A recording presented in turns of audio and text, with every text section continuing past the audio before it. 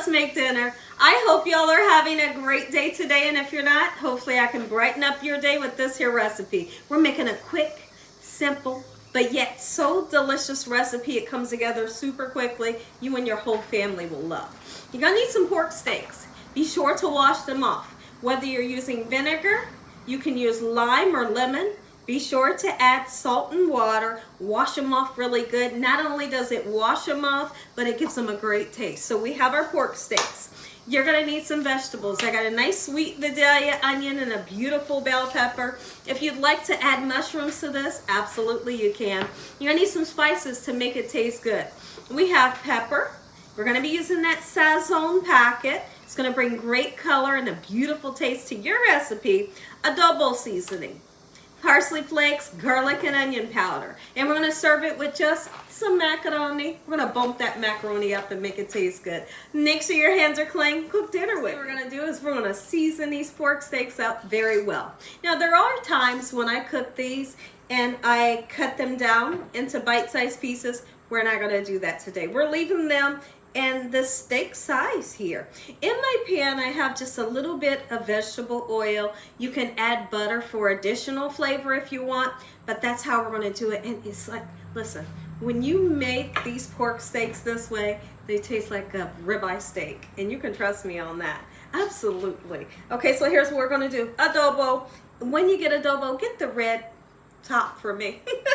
Get the red top. That's the one that tastes best, because there's other kinds. There's like an orange cap, a yellow cap, a blue cap. Me personally, I don't think they taste good. So if you want to try this, get the one with the red cap. Okay, we're going to go right in with our seasoning. I'm not going to be shy with my seasoning. Keep in mind when you use this, there is salt in here, okay? So be mindful of how much you're going to use.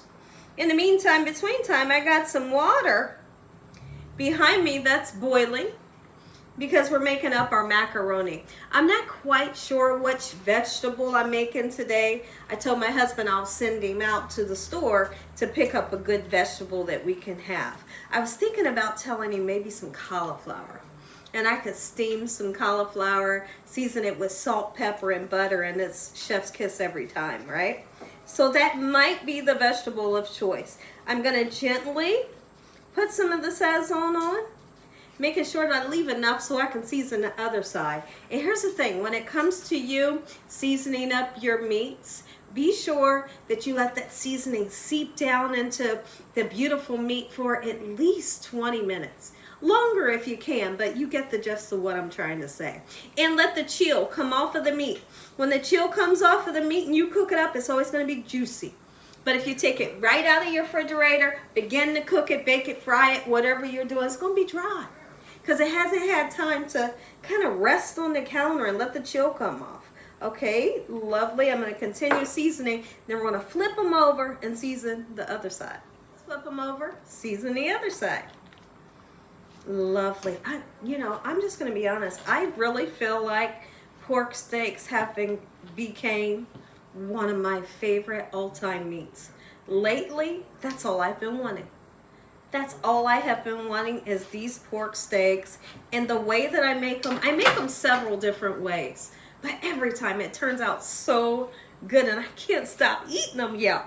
When I tell you I love pork steaks, oh my goodness, here's what's great about them. They don't get dry. So you cook them up, they're going to be nice and juicy and tender. It's just perfect. All right, I'm being very careful with how much adobo I decide to use on this side, because we seasoned that other side with it. Going right in with my Sazon, hoping that I have enough for this side, and I do. Lovely. Right in with the other seasonings, and we're gonna let this set for at least 20 minutes before we begin to cook it. Water's boiling. I'm gonna go ahead, put that in. That's 1.5 boxes of noodles. I put 1/2 box in with these noodles. There we go. And what we're going to do to make these taste extra special is we're going to be adding in some milk, some butter, and some extra cheese. Slice up some bell peppers and onions. All right, make sure you wash them off now. Wash those pesticides off. Then again, you never know who's handled your vegetables before they got to your location, right? So you wash them off. Okay, I'm gonna slice them today. Just like this. And what I want to do, I want to saute these in such a manner where they get a nice sweet taste. You always want to season up your vegetables after, once they're almost done cooking. That's the perfect time to season them to give them great flavor, just with a little bit of salt and pepper. Okay, we're going to saute them with oil, but we will add in some butter for extra flavor. Let's do the same thing with this nice sweet onion. Great flavor once again. I tell you what, that bell pepper really got me good. It squirted water all over me. My goodness. Okay, onion, let's cut us up. Same way. Quick and simple. Put our peppers and onions right into the pan. A little tiny bit of oil, about a tablespoon of butter. Our noodles are cooking. The peppers and onions smell so beautiful right now. And I got this little bit of oil in the bottom of the pan. Okay, that's heated up. We're going to go ahead and gently lower our pork steak right into this oil. That sizzle, I'm hoping you can hear it. That's what you're looking for. That's moving in the right direction. It's going to get us that nice crispiness that we want. And even though it's going to be crispy, it's going to be nice and tender and juicy. You can trust me on this one. Look at that. Yum. The perfect time to salt and pepper our vegetables to give them some great flavor.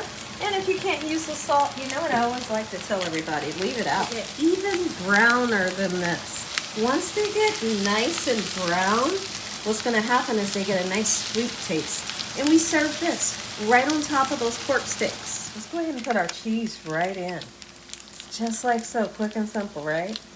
The cheese, if you please. It is a yellow American cheese that I always like to use because it melts so well. And that was 2 packets of the cheese sauce. I think this last piece will be plenty enough. We're going to put 2 tablespoons of butter in and some milk. Mix it. Oh, that sound right there. I live for this sound. Yum. Go ahead and flip them right over. Oh yeah, that's color I'm looking for. These, they're delicious on the grill. So if you want to put them on the grill or cook them in the air fryer, use in the oven. And onions, they're nice and sweet.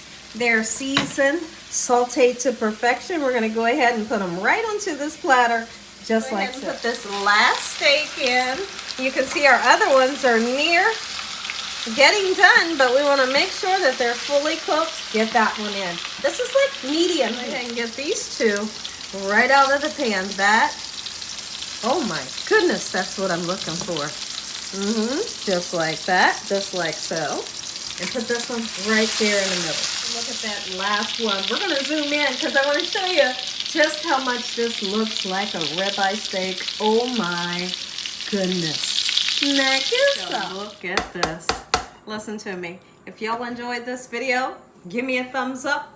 If you haven't subscribed, make sure you subscribe. Tell the world what Gina Young's doing in his kitchen on a daily basis. And Heavenly Father, once again, we thank you for providing us a meal, loving us in your hedge of protection. And once again, to my beautiful prayer, I'm not going to plate this up because I'm still waiting on my vegetables.